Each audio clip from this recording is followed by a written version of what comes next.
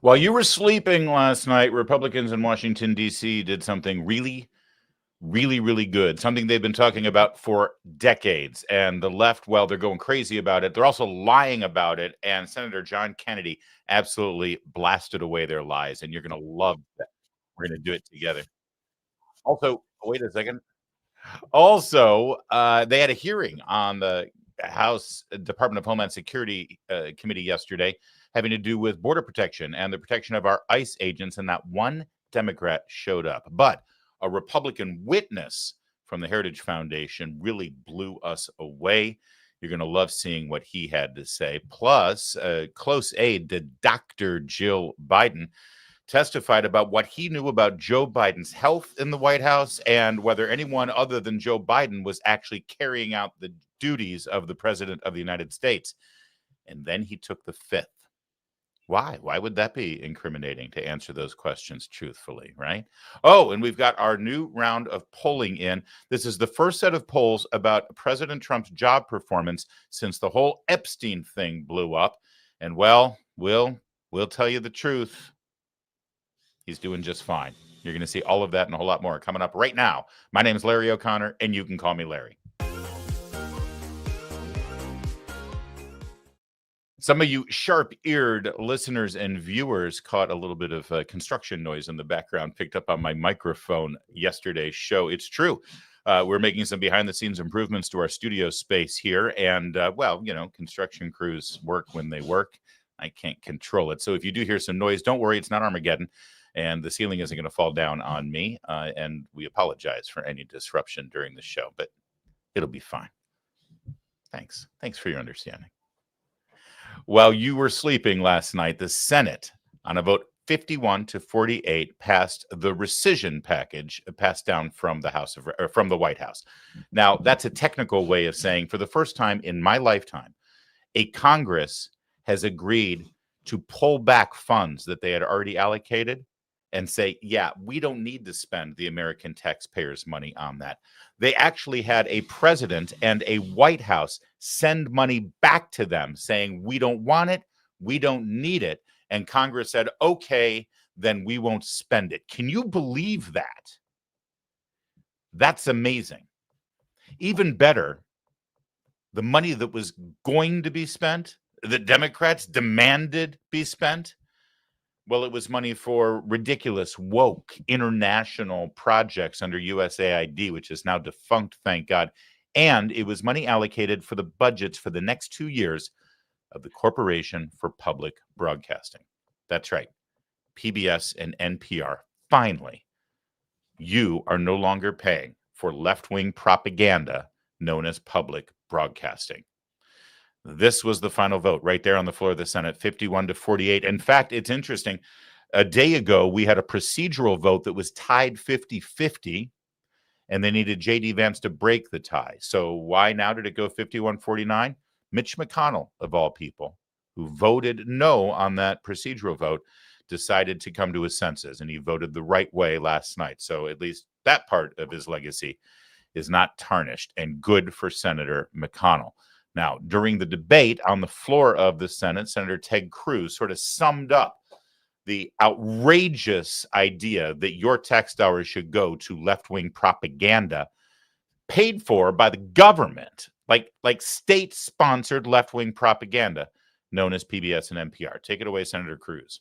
Mr. President, public broadcasting has long been overtaken by partisan activists, plain and simple. This isn't just an abstract critique. NPR and PBS have revealed their left-wing bias time and time again. When blowing the whistle on NPR, Uri Berliner, a former senior editor, himself a left-wing Democrat, wrote that, quote, NPR has always had a liberal bent. An open-minded spirit no longer exists within NPR. We don't have an audience that reflects America. Exhibit A, after the New York Post broke the Hunter Biden laptop story, NPR ran political cover for the Democrats, refusing to cover the story. Quote, we don't want to waste listeners' and readers' time on stories that are just pure distractions. Mind you, the story was true. That's why they didn't want to cover it. As for PBS, Its coverage of last year's DNC was only 12% negative. The RNC, a staggering 72% negative. If you want to watch left-wing propaganda, turn on MSNBC. But the taxpayers should not be forced to subsidize it.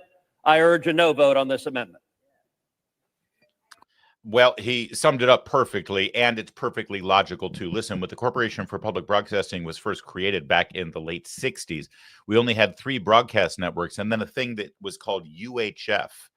I know you youngsters don't know what that means, but we used to have VHF channels, which were channels 2 through 13, and then UHF channels. You had 2 different sets of antennas on the set. I know I sound like a boomer. I'm not. I'm a Gen Xer, but I'm old enough to remember that garbage.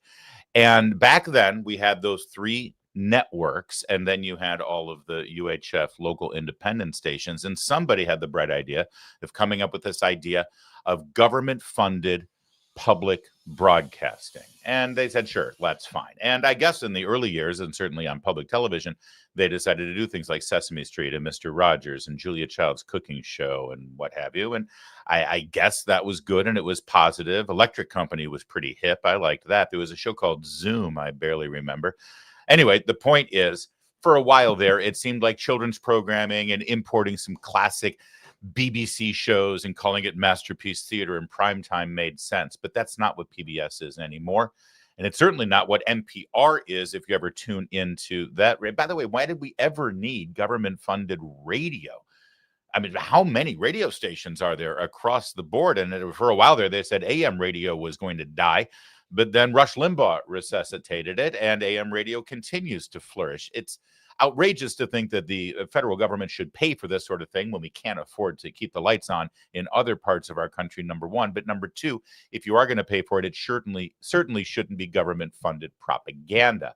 That goes against everything we believe as Americans, period. End of story. We don't live in the world of the late 1960s anymore. We have a lot more channels, and we don't have to futz with the little antenna on the top of the set to get them to tune in. It's ridiculous. That being said, faced with an existential threat to their cushy little lifestyle in a media platform that they don't have to worry about competing with any actual real competitors, the CEOs of those corporate broadcasting systems, they put up quite a fight. And the way they fought was to go on cable news, make their case, and lie, which, by the way, I don't quite understand this. You see, if my show was about to be canceled, you wouldn't see me going on my competitors' networks and platforms to make a plea for my job to be saved, right? I would appeal to you. I would appeal to my audience and say, hey, my show is going to be canceled. Help me out. Help me out. So why is the chairman, CEO of PBS going on CNN to plead her case? It's kind of funny. I'm pretty sure CNN even has a smaller audience than PBS does at this point. So right there, that's kind of an odd thing to do, isn't it? And then, she just lied. I ask them for examples. People often struggle to come up with examples of what really they're talking about. So we're always interested, obviously, in making sure that we're serving a multiplicity of viewpoints. Bill Buckley made his home on public broadcasting with a series called Firing Line, which continues today with Margaret Hoover. We are interested in having different perspectives that we bring forward. But when I look at the range of our programmings on public broadcasting, I can't make any sense of an argument that we are somehow biased in any way. First of all, William F. Buckley, rest his soul, has not been on PBS for about 20 years now.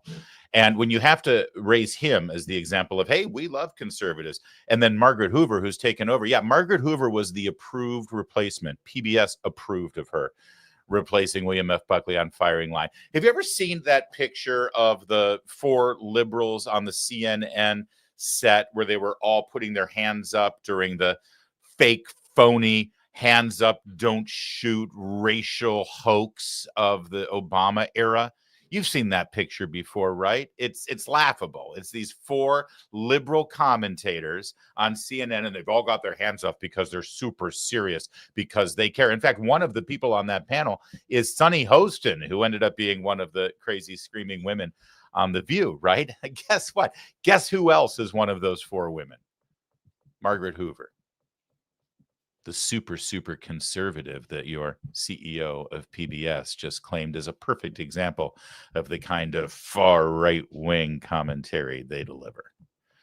That said, as you heard from the beginning here, she struggles to find examples of political bias at PBS, right? Isn't that what she said? She struggles to find it? I asked them for examples. People often struggle to come up with examples of. Yeah, they struggle to come up with examples. Well, Senator John Kennedy of Louisiana, he doesn't struggle in any way whatsoever. He put together a thread on X to show some perfectly easy to discover examples of that bias.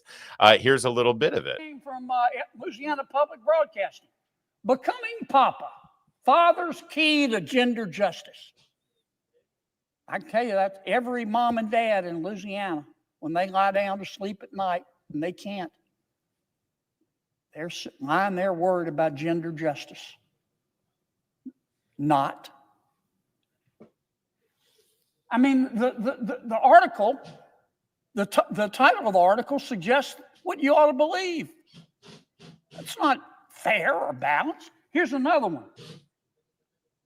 Transgender athletes seek protections to play sport.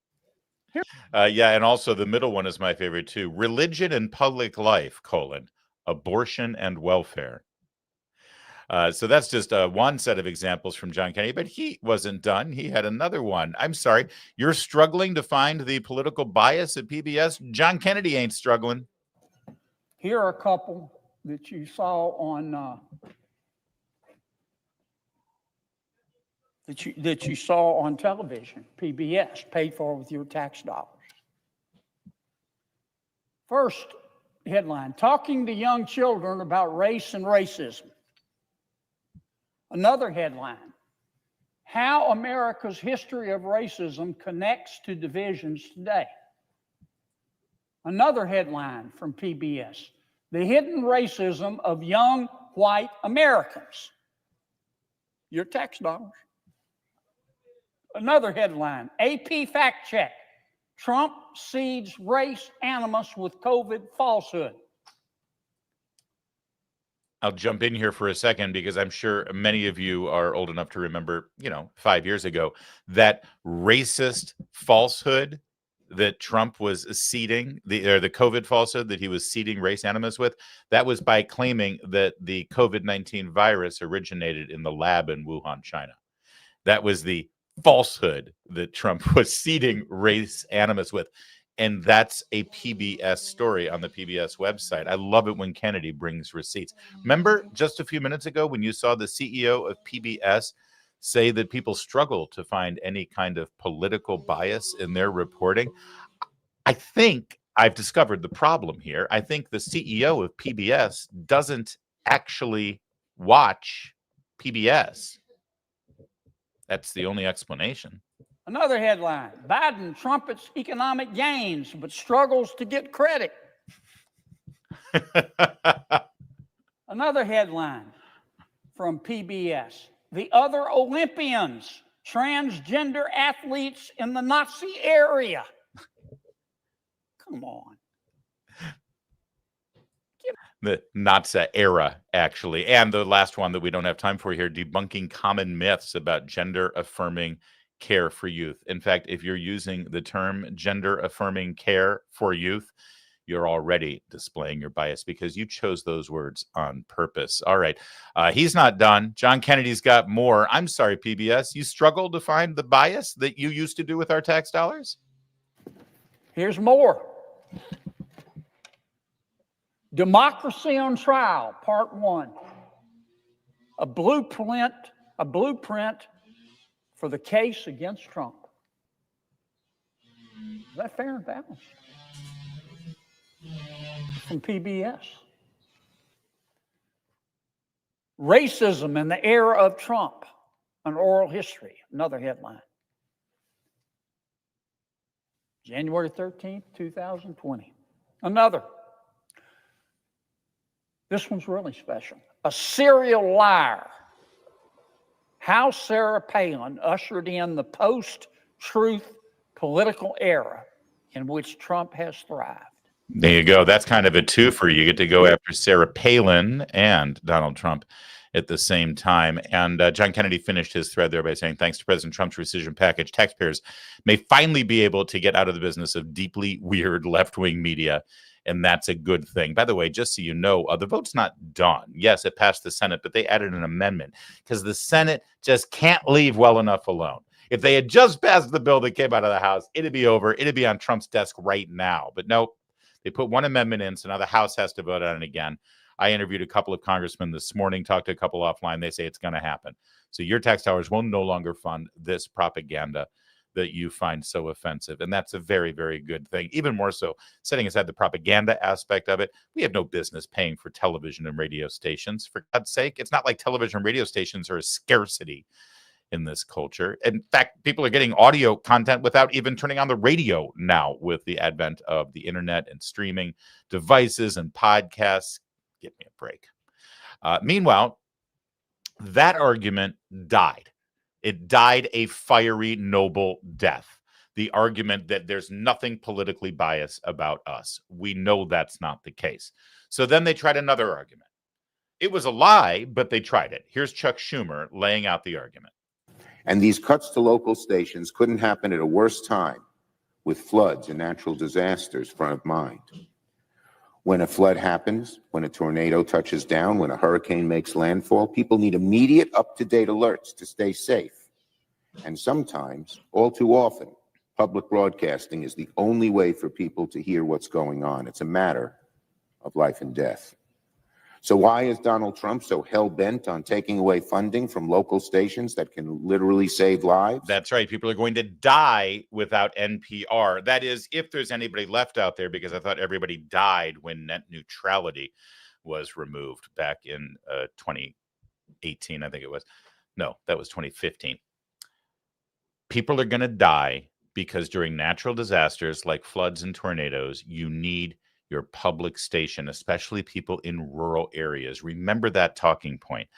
We're going to blow it away in just a moment. First of all, you already know right now that you get alerts all the time on your smartphones, on your devices, everywhere in the world you get alerts, right?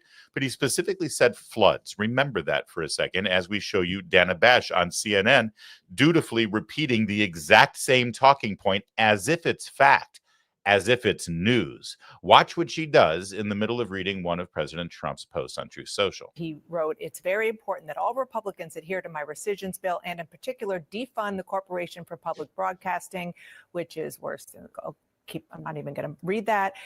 "Any Republican that votes to allow this monstrosity to continue broadcasting will not have my endorsement." I think one of the most interesting groups of people to watch in this are the rural Republicans in the Senate and the House, and on all of these issues, because so many of them are affecting rural communities, and public schools are the center of small towns in America. And my understanding from Democrats who cover rural areas is they don't think that they can exactly win rural America, but they say they're being heard in a way that they have never been before, and maybe they can lose less badly. And so I just think of tariffs, USAID, and SNAP, which the agriculture community funds or sells their product to, these are all putting stress on rural communities. And rural communities rely on public broadcasting still. That too. And public education. Absolutely. Yeah. There it was. Rural communities rely on public broadcasting. You hear it all the time. They're all saying that. Rural communities. You dumb podunk Southerners, you don't know how to turn on anything else and get information from anywhere else. You don't got them internets down where you live. So you got to have your public station so you can find out what the crop temperatures are or something. I don't know. It's ridiculous. I can't even improv and fake a scenario where you would need NPR to figure out what's going on in your community. It's ridiculous on the face of it. And I'll explain two reasons why you know it's ridiculous. The first is thanks to our friends at the Media Research Center who, well, they research the media. And, you know, Chuck Schumer and this reporter just there, Abby Livingston, they both pointed out that if there's a natural disaster, flooding, Chuck Schumer said in particular, they rely on NPR. They rely on the public stations for their emergency alerts. But a funny thing, we just had a flood. Remember the devastating, horrific flash flood in Texas. Kerrville, Texas was the sort of epicenter of that entire thing. And everybody's alerts went off. Radio stations all across the band are part of the emergency broadcast system. I work on a radio station in Washington, D.C. It's privately owned. It's publicly available. It's not NPR. And we are part of the emergency broadcast system. So there is an emergency. Our broadcasting gets interrupted for emergency broadcast. And then when the alert is over, you go back to your regularly scheduled programming. But you see at our radio station that I work at, if there was a local catastrophe or emergency, a giant flash flood or a tornado, we have a news team. We have personnel. We have me. I can connect to the radio station from my home, and I can begin giving alerts and giving information and giving you live broadcasts in real time about what's going on in your community. That's what radio stations do coast to coast in this country if they serve their communities. Guess what happened in Kerrville, Texas, when the flash floods came and the river overflowed, the Guadalupe River, and all those people died? Guess what NPR did? They had the alert because it's part of the emergency broadcast system. Then they went back to their regular programming, which was based out of Washington, D.C. It was a nationally syndicated show, Morning Edition, where the content at that time, while the floods were overflowing in Texas, the content was stories about Donald Trump lying about the reconciliation bill that just passed the House and about how the reconciliation bill was going to starve people and kick them off of Medicare. They didn't have anything in Kerrville, Texas. The local stations there were dead silent. Radio silence, we say in the business. It's a lie. The entire thing is a lie. It's also demeaning and disgraceful to people in these rural communities to suggest that they have no other way of getting information. How in the hell did they grow crops and do farming and be able to save themselves when there were tornadoes and earthquakes or what have you before 1968 when the Corporation for Public Broadcasting was founded? Somehow they figured it out. Because it's a lie. One other thing about this. You see the CEO of PBS, the CEO of NPR, you see Chuck Schumer, you see Dana Bash. You see, look at this panel. It's 5 well-educated, elitist journalists from Washington, D.C., all telling each other that rural poor communities require NPR so that they can get news and information at any given time. We've had television show after television show doing this exact same segment for the last several weeks. We've had hearings in the House and the Senate about NPR and about PBS, and you've had the CEOs parrot this exact same talking point over and over again. Have you noticed what you haven't seen? Have you noticed what you haven't heard?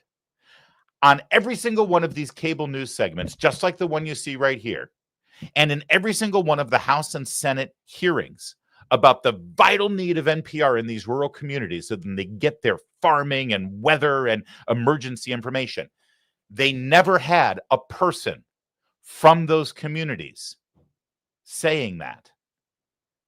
They didn't find one person to come to Washington, D.C.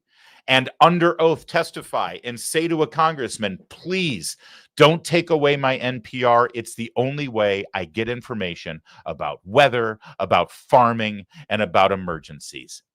They never present a single individual who tells you that that's true. The only people who are telling you that are rich, educated elitists who live in Washington, D.C. and Manhattan. That should tell you something, shouldn't it? Meanwhile, the CEO of NPR, very concerned about freedom of the press. That as well. So, David, can you put into perspective? Oh, excuse me. This is better than the CEO of NPR. This is conservative columnist and commentator. Conservative columnist and commentator David French. How much the NPR case is escalating a nationwide culture attack on free speech? Yeah, I've not seen anything like this in my adult lifetime. I think we're looking at a comprehensive attack on free speech that is maybe most reminiscent of the Red Scare. And, you know, the one thing that is so particularly pernicious about it is that Donald Trump is very shrewd, politically shrewd in his attack. He's taking on a lot of institutions. Okay. A pernicious and comprehensive attack on the First Amendment.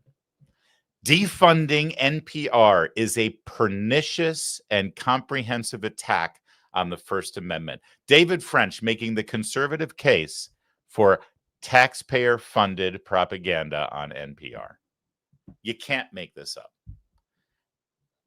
I know it seems quaint, but let me just posit to you and to you, David French, you true conservative. Can I just posit that you are not obligated as an American citizen and voter to pay for propaganda that tears you down, tears down your ideas, and tears down the very notion of the country that you live in and love? You're not obligated to pay for this. And you shouldn't feel guilty about saying no, not money out of my pocket. Sorry, not sorry. So they had the crops and flooding and emergency information that is vital and terribly important. They had the lie that they're not politically biased. They've got the attack on the free speech and freedom of the press. None of those arguments worked. So finally, after they lost the vote, Amy Klobuchar, she tried one last ditch effort, one last argument to save PBS. This is completely outrageous. Remember, this is money that was already decided on by a Republican House, a Democratic Senate. It was a bipartisan agreement. And if they can just start to go in there and take away these incredibly important funds, the sky's the limit. So that's my first point to her. Okay, so really fast to the first point. That's all they've got. Hey, we had a deal. You can't go back on the deal. You agreed to pay for this garbage. Now you're going back and saying you don't want to pay for the garbage. Well, a big change happened. We got a new president. And the White House said, hey, on second thought, we don't need this money. I know Biden asked for it, but the people elected me. I don't want it, so take the money back. But her only argument is, we had a deal. You can't go back on the deal. Yeah, we can. But then she makes the last argument again about needing your alerts if you live in those rural communities, because you're just too dumb to figure things out without PBS. Republican colleagues, what are you doing? I guess you'll just rubber stamp anything Donald Trump wants. But the second one is, look at what this is for. Just as we've seen these weather disasters, including horrifically in Texas, but the fires in Arizona and the like, in many remote areas, or if in states like Florida with hurricane season upon us, they rely on a series of public broadcasting to get alerts out. And when it works well, when you actually have a system set up, it works well. This is not the time to cut back on public radio and public TV. And one thing people don't know, 2-to-1 on the percentage that comes from federal funding, 2-to-1, it's double for rural, the percentage, over what it is for urban and other stations. So that's the case we're going to be making, in addition to the obvious on the foreign aid, when it's really about our security, when we're in the middle of all these peace negotiations in the Mideast. Why would you mess around with funding that people have relied on and trust America to provide? That's right. They trust us in the Middle East to provide the Iraqi version of Sesame Street. Otherwise, some jihadi is going to go blow themselves up. Thanks, Amy Klobuchar. There you go. It's always the white, elite, educated, liberal Democrat making the case on television to other white, educated, liberal, elite Democrats. The people in rural areas demand these public radio stations. They can't do without them. What you'll never see is that same senator, Amy Klobuchar, then say, in fact, if you don't mind, Joe, just a sec here, I've got Jane Smith from a rural area in my state. She'll tell you that story. Oh, and Jane, when you're done, hang on a second. I've got this person, Joe Jones. This person can't get a photo identification for voter ID. See, this person right here does not have a photo ID and is incapable of getting a photo ID. That's why we can't have voter ID. Those are two things you never see whenever these white, liberal, well-educated elitists make those cases. They tell you that there are all these people suffering out there, but they never show them to you. Strange, isn't it? Bye-bye, NPR. Bye-bye, PBS. Actually, they're not going anywhere. You just don't have to pay for them anymore. That's all. Hey, guys, while you're here, do me a favor and swing over to Amazon and buy my new book. It's called Doge Squad, The Corruption Protocol. It's about a team of very cool hackers and investigative reporters and members of the military who look for government corruption, and boy, do they find it. It's based on fact, but of course it's fiction. It's a great thriller. And mom and dad, when you're done reading it, it's a great summer read. You can hand it off to your kids, 12 and up, I'd say, because they'll love it too. And just like me getting hooked on spy thrillers and crime thrillers when I was reading The Hardy Boys, well, this book is geared toward them as well. It speaks their language, and I think they'll love it. And the next thing you know, they're reading Tom Clancy. So check it out. It's at Amazon, hardcover, paperback, and audiobook. Doge Squad, The Corruption Protocol. Thanks for buying my book. Yesterday in the House of Representatives, we had a hearing from the Department of Homeland Security to address border security and these recent attacks on ICE agents. And I tell you something, not one Democrat showed up for that hearing. Not one Democrat representative, that is.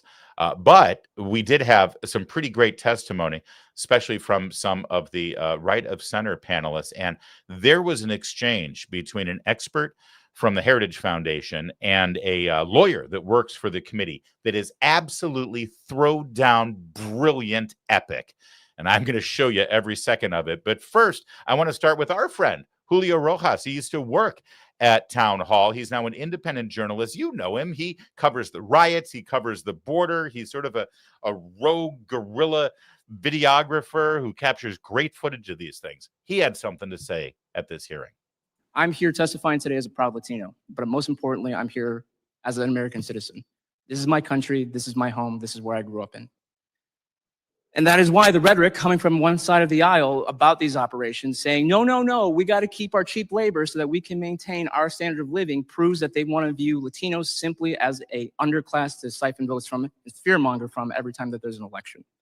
They're content with keeping us as that servant underclass. And that is why it is disgusting to see them criticize that recent raid in Ventura County, where they found unaccompanied minors working alongside convicted sex offenders at a cannabis farm. No, we got to keep them there because or else how else are we going to get high if we can't have unaccompanied minors harvest our weed? It's quite frankly despicable. And the last thing I want to say is that the last time I appeared before this committee, we had one member say that Antifa is just an ideology, it's not a movement, by using an outdated quote from the FBI director. Well, coming back from Los Angeles, Seattle, and Portland just this past month with the recent riots, I can tell you that Antifa is very real, and the fact that they are also connected to that recent attempted ambush at that ICE facility in Texas. So I just wanted to reflect for the record that I was right then, right now, that Antifa is very real and they're very dangerous. Thank you. Little Julio kicking a little ass there up on Capitol Hill. He's a great guy. He really is. And I want to say more about what great journalism he does and what a wonderful colleague and friend he is. But he'll believe it and his head will get big, and I don't want that to happen. But his testimony was fantastic. And these Democrats, if they had shown up, they're not used to, you know, a Latino sitting there and saying, stop treating us like we're some sort of permanent underclass. Stop talking about us like you need to protect us so that we can pick your pot and pick your crops for you so that you can live the lifestyle. That's demeaning and disgusting to people like me, and stop lumping us all into one category. That's the new communication that we conservatives are no longer afraid to make in the media and in public realms anymore. And by the way, it certainly bore out in the last election, as I believe Donald Trump split the Latino vote 50-50 with the Democrats, who continue to exploit Latino Americans and treat them like they're servants. All right, then we got this guy, Michael Howell. He works at the Heritage Foundation. He's part of what they've created called the Oversight Project, where they uncover a lot of stuff going on in our government and in the and in Washington, D.C., in corruption. And they brought him on as an expert on ICE, border protection, immigration policy, and also these latest rounds of attacks on ICE agents inspired by Democrat rhetoric. And boy, oh boy, Mr. Howell became a superstar after yesterday's hearing. Watch just a little bit. Guests, members of the committee, thank you for having me here today to testify. My name is Mike Howell, and I'm the president of the Oversight Project. I'm also a visiting fellow for the Heritage Foundation and a board member at the National Immigration Center for Enforcement. I especially thank you for giving me a platform to plead with members of this body, all on the Democrat side, to stand down on their threats against the men and women of Immigration and Customs Enforcement. The violence is getting out of control, and it is fueled by the demagoguery of politicians. Whether it is one of your members telling Axios that there needs to be blood to grab the attention of the press and the public, another saying civility isn't working and to prepare for violence, or even a member of this committee being arrested for forcibly impeding and interfering with federal officials, This escalation deserves condemnation.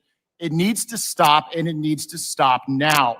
Assaults against ICE officers are up over 830%, and that's a lowball estimate. There have been violent incidents in Alvarado, McAllen. The gentleman suspend briefly. Yes, Mr. So I got a point of order. Pursuant to clause 2K8 of Rule 11, I raise a point of order that this testimony is outside the scope of the hearing. By the way, I meant to jump in here. Eventually, Democrats did show up here for this hearing, although they didn't stay for all of the questions and answers. But for Mr. Howell, they definitely wanted to push back on the message that he delivered. All right, let's get back to it.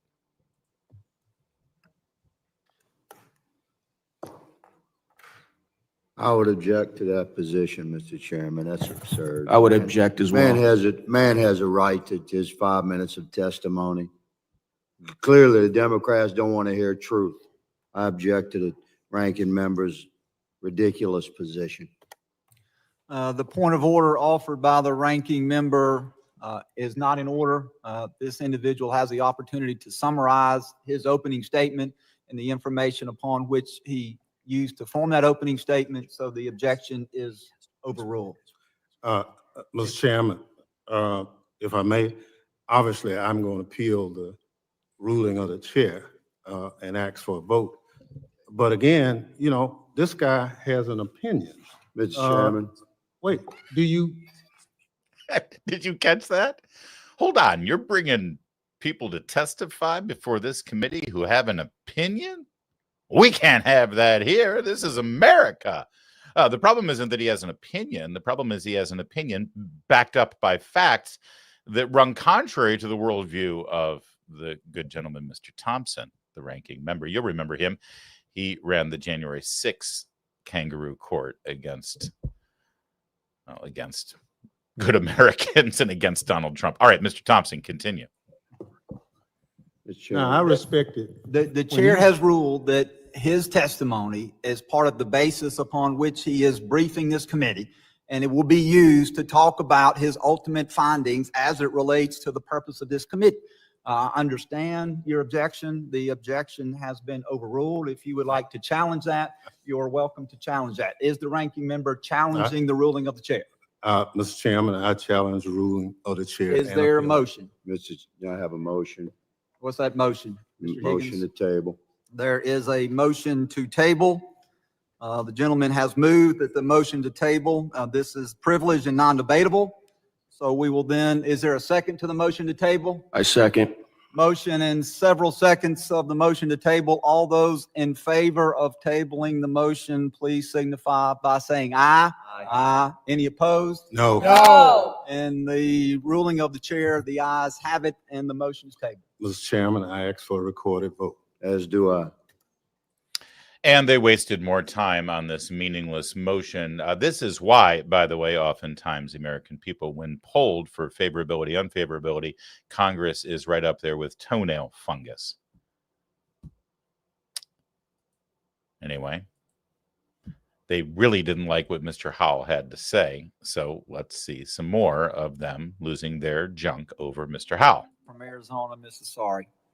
Thank you, Mr. Chairman. I really appreciate the opportunity to wave on to the Homeland Security Committee today to speak on an issue that's critically important to my district in Arizona. I represent one of the most diverse districts in the entire country, where more than 64 languages are spoken. And first of all, I want to emphasize how vital and life-saving the work of NGOs like Catholic Charities, like the International Rescue Committee, and like Lutheran Social Services has been to constituents in my district. They work day in and day out with very little resources to serve people.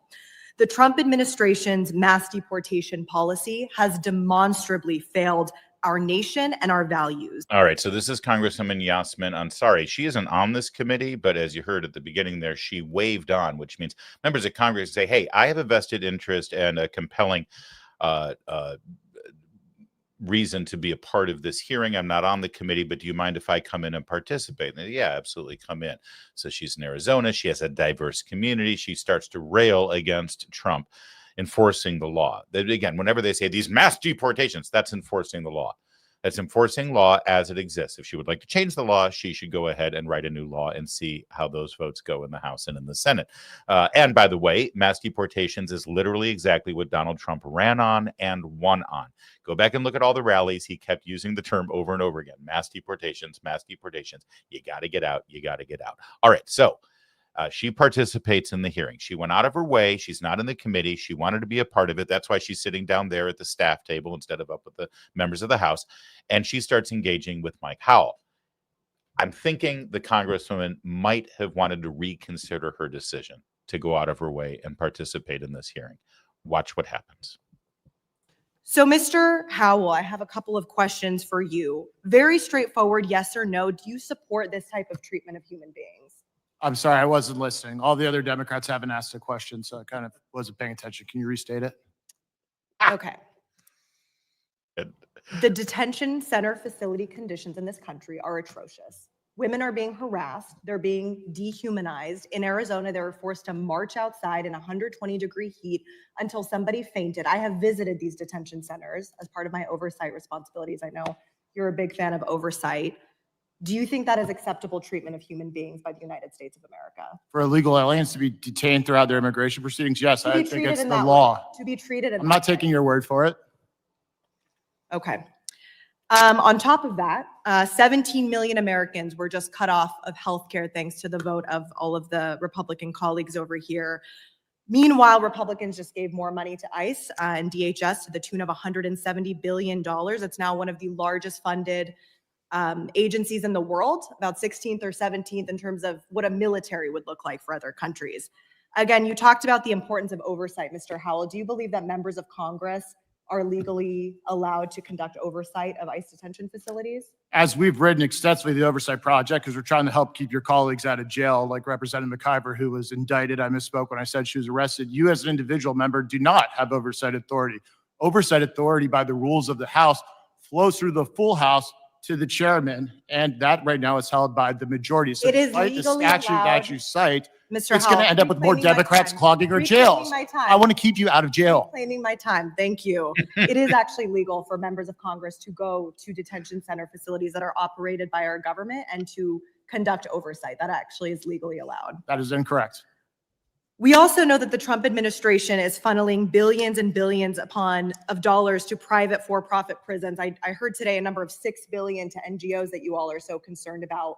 The private prison companies in this country, like Core Civic and Geo Group, are making billions of dollars in profits because of the massive, and stunning corruption. They gave billions of dollars to elect Donald Trump. Now we're making sure that they make billions of dollars.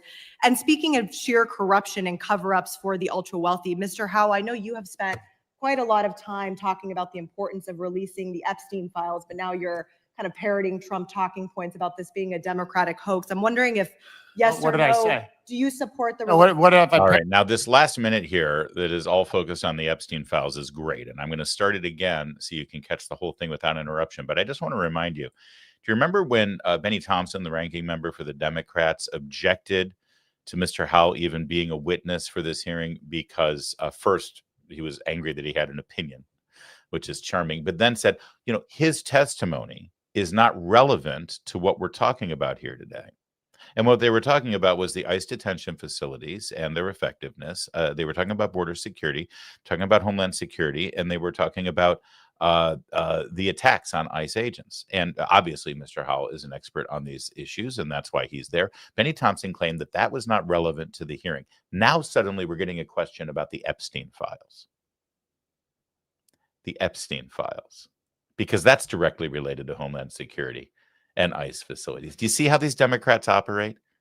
And I think they think now that this is a gotcha moment. They think that the Epstein story is some sort of a vulnerability for conservatives and supporters of the president. And, well, you'll see as she tries to go in for the kill here on the Epstein files, how Mr. Howell handles the Congresswoman from Arizona.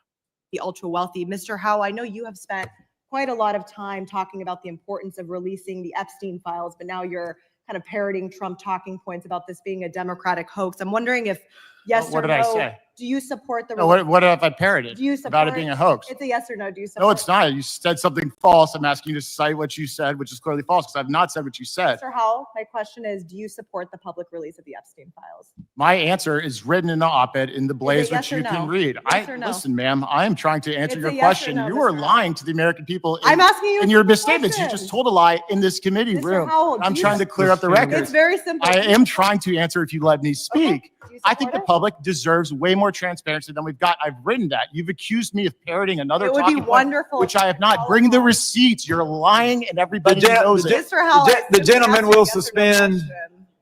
The gentlelady's time It's a has yes or no question. the gentlelady's time has expired. Yeah, and her time in the House maybe should be expired. Hopefully, she'll lose her next election. And frankly, maybe Mr. Powell should run for her seat and move to Arizona. That would be beautiful. You know, this was a great hearing, and there's even more from Mike Howell. You should look it up. He's become a new hero over here on this program. I just want to say something. For the last several years, we've been told that Donald Trump hijacked the Republican Party, and what will become of the Republican Party? And now this is the Republican Party that's built in the model and mold of Donald Trump, and that's a horrible thing. You know, if that's how Republicans and conservatives now defend our ideas and ourselves, if that's how conservatives now in the post-Trump era handle the duplicitous, vicious kind of behaviors that we've seen for decades from Democrats, where they just roll over us. You know, the old Republican Party would have just said, "Oh, no, I'm not gonna sink to your level in responding time. I'm not even gonna dignify your attacks with a response." Well, when you don't dignify an undignified attack, then the undignified attack is the only thing that people hear and see. We don't live in that world anymore. We don't live in country clubs and on golf courses, and we can't not lower ourselves to their depths because they've won by lowering themselves to those depths. And they've got the media to run back up for them. The only thing we can do is fight fire with fire. The only thing we can do is punch back just as hard when they punch us. And we've been punched for a long time. If Mr. Howell's testimony yesterday for the Heritage Foundation, this is the Heritage Foundation? I guess it is. And we're okay with that too. If that's an indication of what the new conservative movement in this country is, and if the Republican Party is now in the mold of Donald Trump, that's what we are, I'm down with it.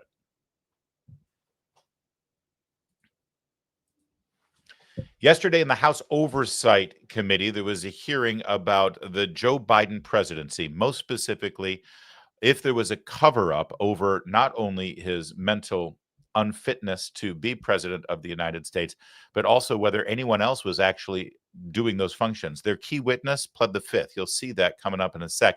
Byron Donalds sits on that committee, one of our favorite congressmen from Florida.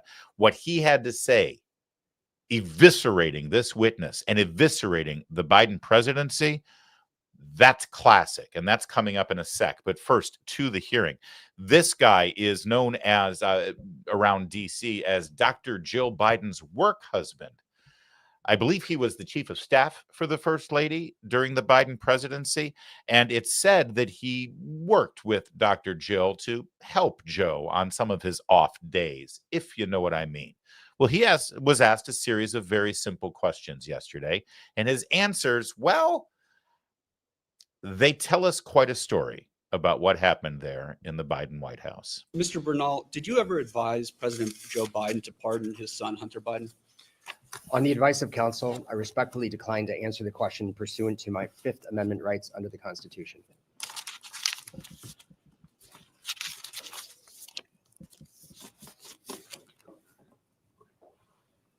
Thank you. We're going to go off the record real quick. Okay, we'll go back on the record. Mr. Bernal, was President Joe Biden fit to exercise the duties of the president? On the advice of counsel, I respectfully decline to answer the question pursuant to my Fifth Amendment rights under the Constitution. Let the record reflect that Mr. Bernal has invoked the Fifth Amendment right against self-incrimination. Mr. Bernal, please be very clear. Are you declining to answer the question put to you solely on the ground that you believe the answer will incriminate you? On the advice of counsel, I respectfully decline to answer the question pursuant to my Fifth Amendment rights under the Constitution. Mr. Bernal, Did any unelected official or family member of President Joe Biden execute the duties of the presidency? On the advice of counsel, I respectfully decline to answer the question pursuant to my Fifth Amendment rights under the Constitution. Let the record reflect that Mr. Bernal has invoked the Fifth Amendment right against self-incrimination. Mr. Bernal, please be very clear. Are you declining to answer the question put to you solely on the ground that you believe the answer will incriminate you? On the advice of counsel, I respectfully decline to answer the question pursuant to my Fifth Amendment rights under the Constitution. Mr. Bernal, did President Joe Biden ever instruct you to lie regarding his health at any time, including but not limited in your testimony to Congress today? On the advice of counsel, I respectfully decline to answer the question pursuant to my Fifth Amendment rights under the Constitution. Let the record reflect that Mr. Bernal has invoked the Fifth Amendment right against self-incrimination. Mr. Bernal, please be very clear. Are you declining to answer the question put to you solely on the ground that you believe the answer will incriminate you? On the advice of counsel, I respectfully decline to answer the question pursuant to my Fifth Amendment rights under the Constitution. Mr. Bernal, is it your intention to decline to answer all questions put to you today by the committee on the basis of the Fifth Amendment right against self-incrimination? I can represent that is his intention. All right. So that was enlightening, was it not? That's Anthony Bernal, Chief of Staff for Jill Biden. And again, as I mentioned earlier, often referred to as Jill Biden's work husband. I just want to review, in case you missed it, the questions that Mr. Bernal just invoked the Fifth Amendment over. Fifth Amendment, of course, protects every American from being compelled to answer a question that might end up incriminating them. You know, you have the right to remain silent. Anything you say can and will be used against you in a court of law, right? He's under oath in these hearings. Anything that he says could be used against them in a court of law. What question did he refuse to answer? What question was asked that he believed he had to plead the Fifth because it might incriminate him for potential criminal wrongdoing? Was President Joe Biden fit to exercise the duties of the president? Why would answering that question incriminate you? Why would answering that question put you in danger of self-incrimination for a criminal proceeding? Other question. Did any unelected official or family member of President Joe Biden execute the duties of the presidency? He refused to answer that question on the grounds that it may incriminate him. Did President Joe Biden ever instruct you to lie regarding his health at any time, including but not limited to your testimony to Congress today? And to that question, he also pled the Fifth. Okay. As I said, Mr. Bernal didn't say much. In fact, he just said the same thing over and over again. But what he didn't say spoke volumes. Byron Donalds, Congressman from Florida, here's his reaction. Things first, that's just crazy. You can't answer a simple question about the former president's ability to discharge his duties, and you worked in the White House as Chief of Staff to the First Lady, and you come in here and you plead the Fifth. He can say whatever he wants in his testimony, which, by the way, his attorney read. He wouldn't even read his own statement. His attorney read his statement for him. So you came in there and said that him pleading the Fifth is not an admission of guilt or anything about what was going on in the Biden White House, or was just to give any inkling to the fact that Joe Biden was lacking in capability. The fact that he couldn't make any statement, the fact that the White House doctor couldn't make any statement, and they both pled the Fifth, which is their constitutional right to do, and we respect the Constitution like every American does. But the fact that they are now hiding behind the Constitution so that they don't have to tell the truth to the American people about Joe Biden's capabilities and mental faculties while he was president of the United States is not just shocking, it's stunning, and it demonstrates the level of corruption that was going on in that administration. The chairman is being nice. I don't have to be. This is corruption at the highest level. Because if you cannot answer a simple question about Joe Biden's capabilities, then that further demonstrates that he was not in charge of his administration. And if he was not in charge of his administration, then every order, every bill that was signed, every memorandum, as far as I'm concerned, are null and void. And congressional Democrats need to actually step into the light and not hide behind this stuff or run away from it, because everything that administration did as far as I'm concerned, is unlawful. If he did not have the ability to discharge his duties, then anything that he signed or the auto pen signed or whatever, as far as I'm concerned, is null and void. And where was Kamala Harris? I'm not going to speak for the chairman. I'm going to speak for myself. As far as I'm concerned, every member of the Biden administration at this point needs to be subpoenaed. I don't care if they were a secretary. I don't care if they were a janitor working in there. They all got to come in and answer questions for this committee. Counselor, does that include Dr. Joe Biden? Of course. Her right-hand man, listen, Anthony Bernal is the right-hand man. That's her guy, her chief of staff. If he came in here and pled the fifth, I'm sorry. Former first lady, she got to come in here and answer questions. This is not a, listen, that is the president's wife. I have a wife. James has a wife. Obviously, with family members, you want to do everything you can to protect your family. But if you can't answer a basic question to the mental capabilities of President Biden, then as far as I'm concerned, you now have to answer to the American people. She's a former president or vice president, basically. I think Kamala Harris need to please come in and tell us what she knew and when she knew it. Mr. Chairman. She ran for president, so she should be able to tell us what was going on. Boom, boom, and freaking boom. As far as I'm concerned, every single action that took place in that White House, unless we hear otherwise, was corrupt and invalid. Every document, every executive order, every pardon, I think he left pardon out of there. And at this point, we should subpoena everyone. We should you subpoena the first lady? Yes, we should subpoena the first lady. Should we subpoena the vice president? Yes, we should subpoena the vice president. We're not playing around on this. This is the Constitution. This is the presidency. We all saw it. We all know that it was happening. And finally, we can actually acknowledge it and get to the truth. And the fact is, Democrats don't want to get to the truth. In fact, Democrats are doing whatever they can to stand in the way of any kind of progress in this country and stand in the way of us actually getting anything done and figuring out what happened in the past. We've seen that playing out with the Russian collusion hoax that's now finally being investigated. We discovered that with the January 6th hearings, where they didn't actually ask Nancy Pelosi any questions about security and the National Guard. They didn't want to hear from the captain of the Capitol Police that day and about the request he made for additional troops. They just wanted a kangaroo court to tell lies to the American people. And now here we go along the same path. Nothing to see here. Let's move on.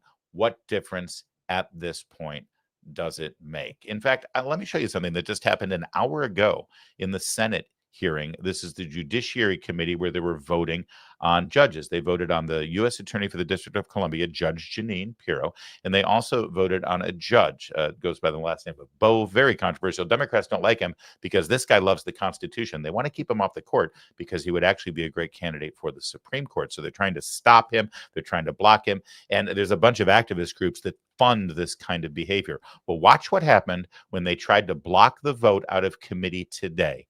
Check this out. Sir, with all appeals to your decency, with all appeals to your integrity, with all appeals to past jurisdiction and past precedent, why are you doing this? This is outrageous. This is a kangaroo court. That's how we have here, This Mr. is Chairman. wrong. To violate your own rules without going by the mandates of the parliamentarian. This is unbelievable. There's a way to do this. If you want to force this through, if you want to ram this through.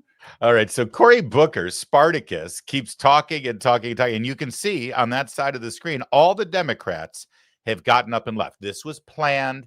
This was choreographed. This was orchestrated. This was scripted. They all got up at the same time. And Cory says, you know what? I'll stay. I'll just keep talking. That's good. I'm good at that. No one listens to me anyway. So Grassley's done with this. He's the chairman. He's in his 80s. He's had more than enough of this nonsense from the Democrats. So he just says, yeah, I don't care. We're going to go on with the vote. So check this out. I'm going to bring the volume up again. Booker, as you can see, just keeps talking and talking and talking. Literally no one is listening to him.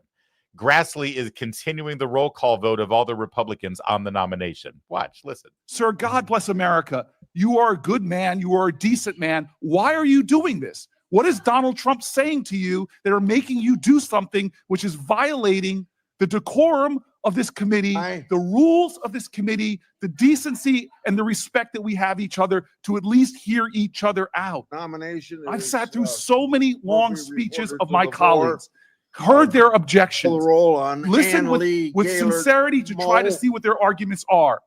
But we are not doing that. Sir, this is wrong. And you know it. There are some people on this committee who are the least firebrand people, and they've walked out. Some of the least controversial people in the Senate, some of the people that worked the hardest to find bipartisan common ground have just walked out of this committee.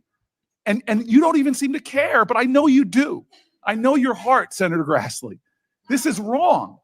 I know the kind of person you are, and you know this is wrong. This is not necessary. What is another half an hour to allow senators to be heard? It's what the Constitution mandates. It's the ideals of the United States Senate. The Constitution does not mandate the rules of the Senate. This is the thing about Cory Booker. I guess this is a skill set of his. Remember, he set a record for speaking over 8 hours. Yeah, what did he say? Quick, somebody tell me what he said. Nothing. Nobody can tell me what he said. He literally spoke for over 8 hours, and nobody knows what the... Actually, didn't he speak for 24 hours? It was Hakeem Jeffries who spoke for over 8 hours in the House and said nothing. I think Booker went on for like literally a day, standing and talking without saying anything. This is his skill set. Everybody has a gift from God. I do believe that. I think God has given every single person on this planet a certain gift, and it's up to us to find out and figure out what that gift is. And Cory Booker, God bless him, he's figured out what his gift from God is. He can talk and talk and talk and not say a damn thing. By the way, I love the fact that his colleagues, all the empty chairs there on the panel, they all recognize it too.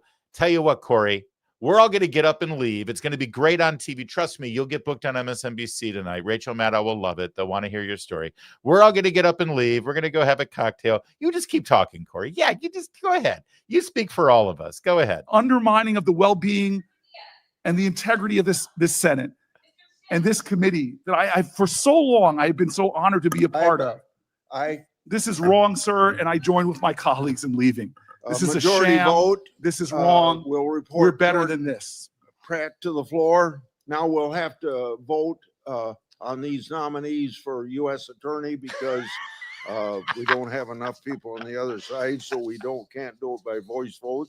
So the clerk will call the roll on Kurt Alme. All right.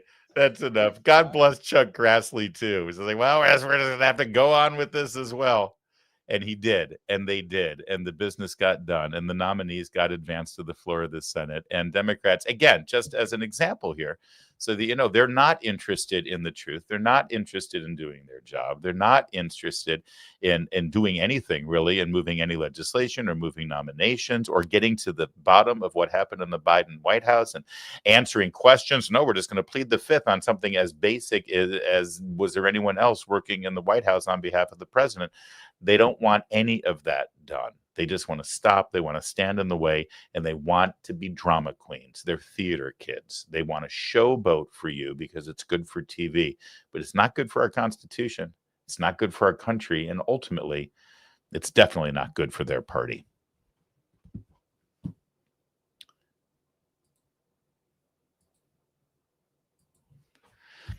Well, we've got our first round of polls on President Trump's popularity after the whole Epstein thing has blown up. And I got to tell you, it's, well, I'll show you the numbers. I'll report. You decide. And by the way, the Democrats have this whole strategy about pushing the Epstein story.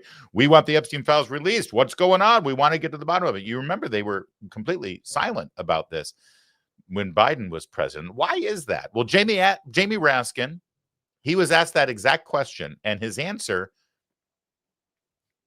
it's beyond funny. Even Morning Joe couldn't keep a straight face. I'm going to show that to you in a second. But first, to the polls. Harry Anton. Hey, I got some poll numbers here. See? Come on. I'm going to tell you what the poll numbers are, right? Is it me? He's like a character out of a 1930s gangster movie. Harry Anton, CNN. All right. What's the damage? How bad does it look for Trump about Epstein? I mean, look, I think this one surprised me a bit because of all of these complaints online going after Trump and the Epstein files. You might think his approval ratings were going down, Republicans.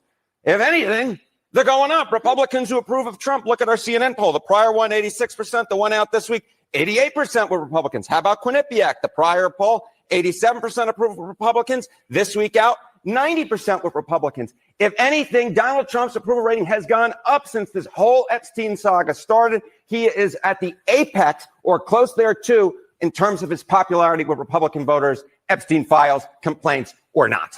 You just proved that not everything online is real Yes, in hey, real who life. knew? Who knew? Amazing. Twitter and X are not reality. Is there any reason that you can find that this hasn't taken hold and hurt him? Yeah.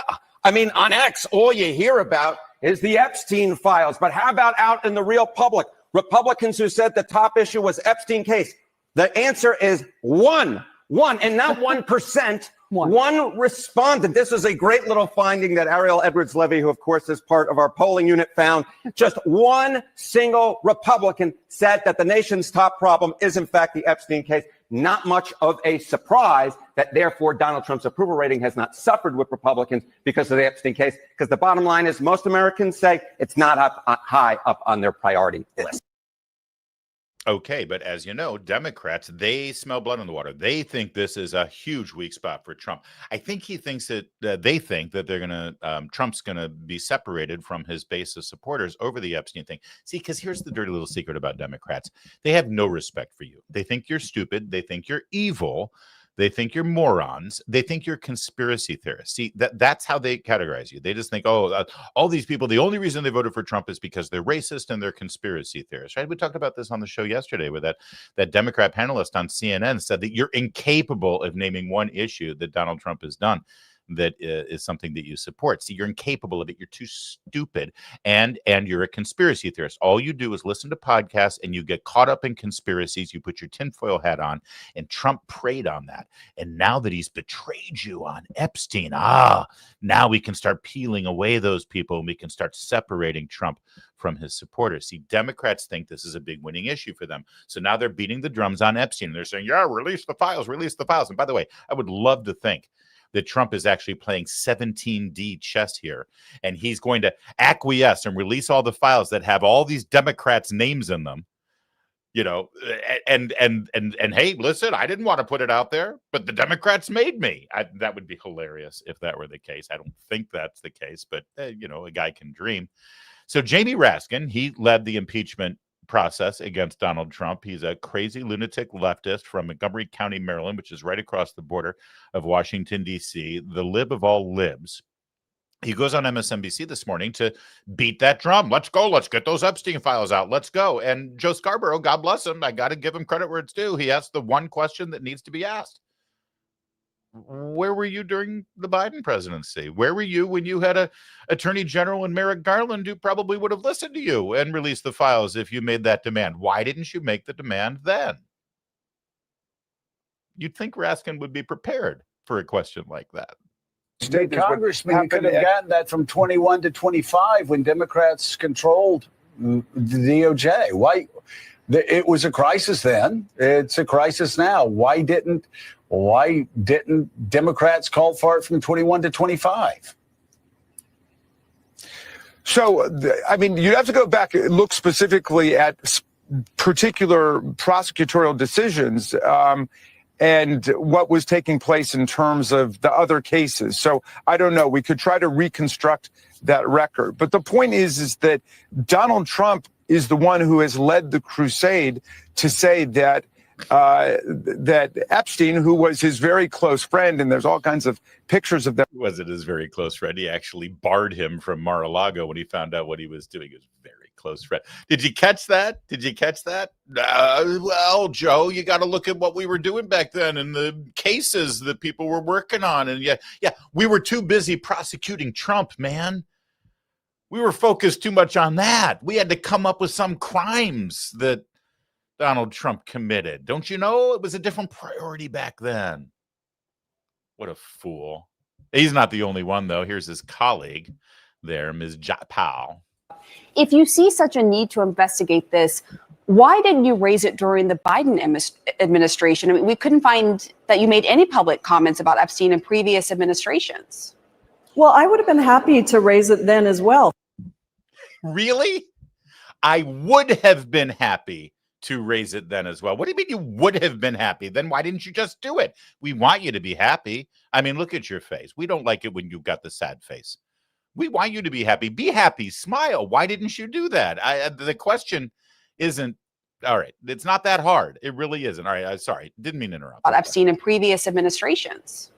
Well, I would have been happy to raise it then as well. Frankly, we were focused on so many different pieces, but I have been one of the Democrats that has been consistent on what I call out Republican presidents for and Democratic presidents for, whether it is FISA, reforms that we need, whatever it has been. I've been pretty consistent. War powers. I've criticized Joe Biden just as I'm criticizing Donald Trump. I think transparency is not something that should happen only when you have a Republican president. It is something that we need for both Democratic and Republican presidents. So then why didn't you call for more transparency earlier during the Biden administration? I'm just trying to better understand why you are so intent now on calling for this. Well, I think I gave it the same focus that I'm giving it now. We haven't, I think I've released one tweet on this and you wanted to talk about it, so I'm happy to talk about it here, but it certainly hasn't been the focus. I'm just responding to what I think is a massive switch from the Trump administration around this issue. My focus has been on the big bad betrayal bill, and I will continue to focus on that. But yes, I think that this information should have been released under the Biden administration. It should be released under the Trump administration. Yeah, in other words, you never said a damn thing about this during the Biden administration, and you're just a political liar at this point, a two-faced political hack. In fact, I'm all for transparency. Oh, really? So you agree that we should not have people pleading the fifth when asked about what happened during the Biden presidency when he was mentally incapable of performing his duties, right? No, you're not, are you? Okay, Pramila Jayapal, we believe you. We believe you. Listen, there were two developments in the Epstein story in the last 24 hours. The first is that President Trump has told journalist John Solomon from Just the News that he is open to the idea of a special prosecutor, although again, just to be clear, I don't think a special prosecutor is going to come in and act as a prosecutor. I think what they want to do is have a third party legal type go in, look through all the information, and then release a report and release information that can be released. And if something can't be released, well, they'll explain why it can't be released, but at least tell us what it is that's not being released, which is a far cry from just sitting up and saying, case closed, nothing to see here, move along. I was reflecting on this overnight. Last night, I literally was up in bed thinking about this story and where it all went wrong. I wrote about it earlier today on my Substack where, the original sin in all of this, at least for the Trump administration, obviously the original sin is the horrific, terrible treatment of the young innocent girls whose lives had been shattered by Jeffrey Epstein and Ghislaine Maxwell and whoever else was involved in this.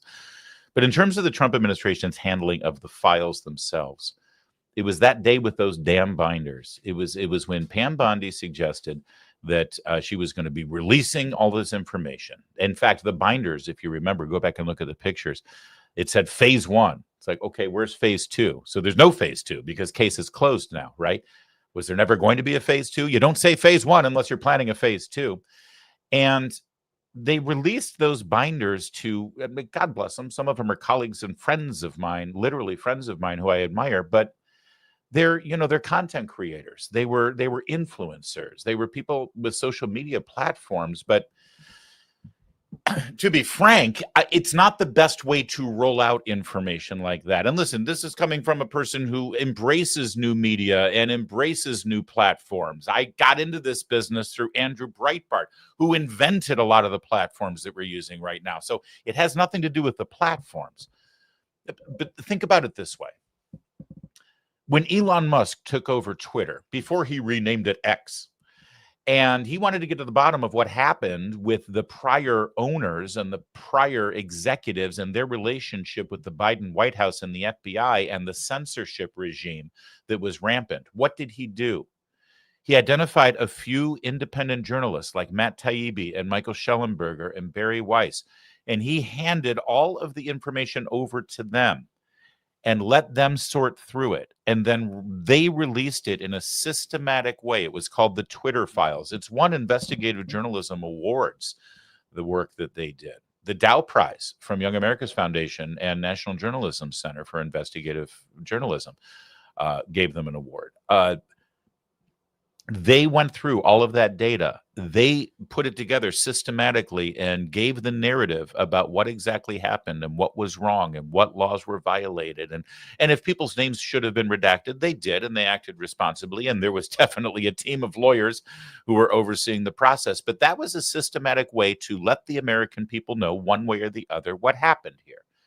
Imagine if that was the approach that they had taken with the Epstein files. Imagine if they had said, listen, no matter what we do here, people are going to accuse us of a cover-up because this thing has been so mired in controversy and, frankly, actual cover-up for many years now.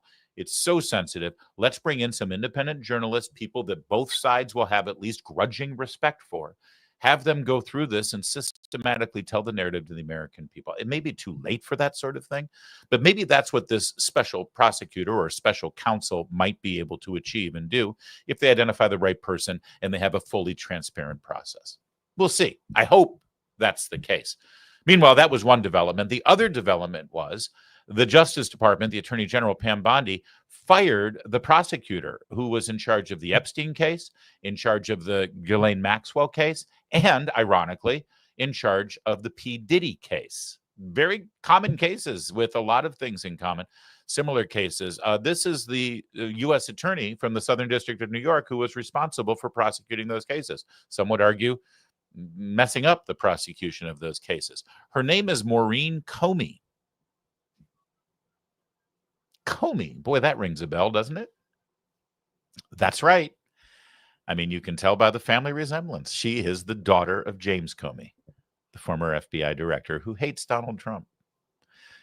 She's been fired as a prosecutor for the Manhattan U.S. Attorney's Office, according to Politico. She worked on those prosecutions. That was a pretty big development, too.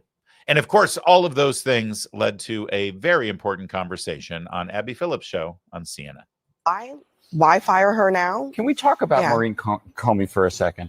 Maureen Comey was for 10 years an extremely successful, dedicated, and ethical assistant U.S. attorney in the Southern District of New York. She was a high-ranking person in that office. She became the head of the Public Integrity Unit. She supervised the case against Robert Menendez, the corrupt senator. She tried Ghislaine Maxwell. She tried P. Diddy. The idea that she got fired is a disgrace to the Justice Department. And Jay Clayton, supposedly the U.S. attorney in the Southern District of New York, ought to resign himself in disgrace because he allowed this to go on. This is an outrage that this woman got Let me fired. add to what you're saying. She was brilliant. She was effective. She was full of dignity and integrity. And who knows better about intelligence, dignity, and integrity than Jeffrey freaking Toobin, who still has a job and is an employee in good standing at CNN. Thankfully for this appearance, he was only shown from the waist up. And he's demanding that the U.S. attorney resign in disgrace for what happened here. And nobody knows better about losing their job in disgrace than Jeffrey Toobin. More from the CNN panel. Going after the Actually, administration. last you checked was what, like a week ago or 10 days ago, when it was announced that they were going to be investigating James Comey and Brennan as part of what I think is a distraction strategy. And today or yesterday, Trump blamed Comey for having put together this, what he's calling the Epstein hoax, despite the fact that it precedes Comey. It's also, I mean, I don't know. Seems like really bad timing to fire the person who prosecuted Epstein and Ghislaine Maxwell. Just seems like poor timing. I don't know. I'm looking at you, brother. You're welcome. You're welcome. Look, I don't know. I mean, she's no more entitled to this job than anybody else is, and if she's so great, the next president can hire her, and maybe they will, and he can hire and fire whoever he wants. I don't know how good at her job. I mean, did she do a good job on P. Diddy? I don't know. I mean, does it seem like that went well? Looked like it didn't go very well to me. So I don't know. I mean, the idea that because she didn't get a complete conviction, she got somewhat of a conviction in P. Diddy. Barely. The dude was grinning at the end. Well, that's not a good case. But you don't fire prosecutors. I went after P. Diddy, and that's not what you put on your resume. It was a disaster. You're not trying to But say that that's the reason. But beyond no, Jay I'm saying, Comey's don't daughter say got she's fired. amazing at this job when the biggest case she just had a moment ago sucked. But beyond all that, under Article 2, he can hire and fire anyone he wants. Anyone he wants. Actually, there are civil service rules for lawyers. I understand. And well, I mean, you can laugh, but there are. I know the Trump they administration don't get doesn't to- really feel it's bound by lawyers. Well, they're not bound by rules in the civil service. The Constitution trumps that. We've learned that at every case that has made its way to the Supreme Court. Jeffrey Toobin doesn't know what the hell he's talking about. Ben Ferguson made the perfect point there. I'm sorry, you're saying, hey, she prosecuted the Diddy case. How'd that go?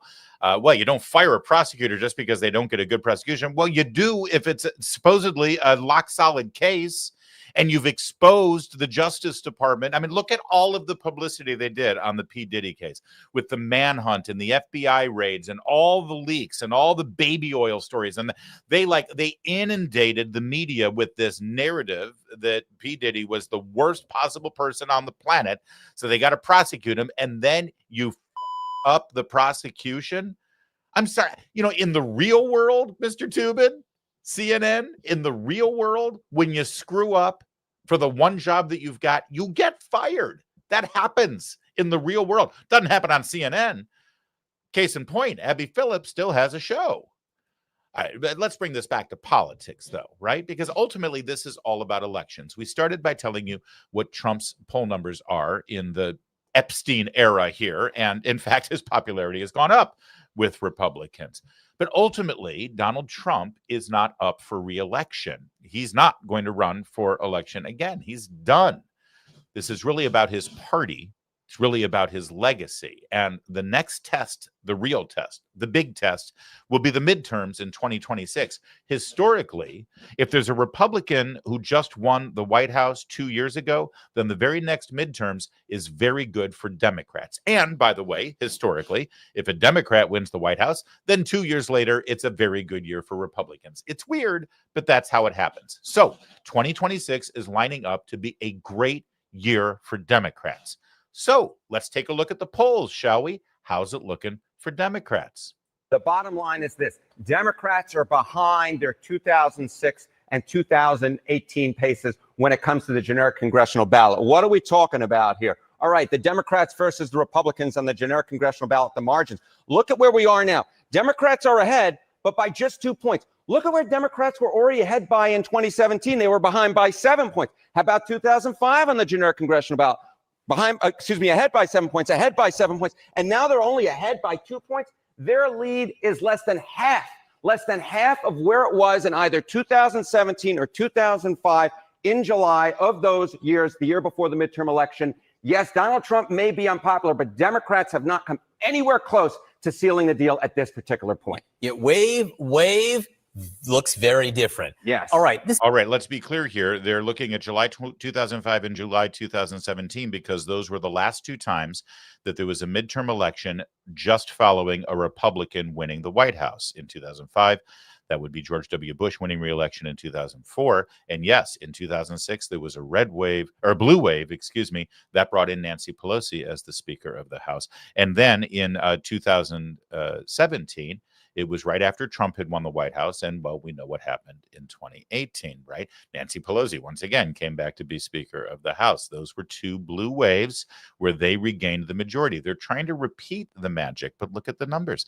This is the generic ballot. Generic ballot means that people are asked in a poll in the midterm elections, are you going to vote for a Democrat or a Republican for Congress? Generic, not a person's name, and it's nationwide, right? This is not district by district by district, which is really how that election runs. It's nationwide, as if there's a national election for Congress, which there isn't, but it does, check the mood of the people. We're going to get into the district by district polling in just a second, because that's much more informative and it tells a much better story. But on the generic ballot, Democrats right now, compared to the last two times when they were +7 nationally, right now they're just sitting at +2.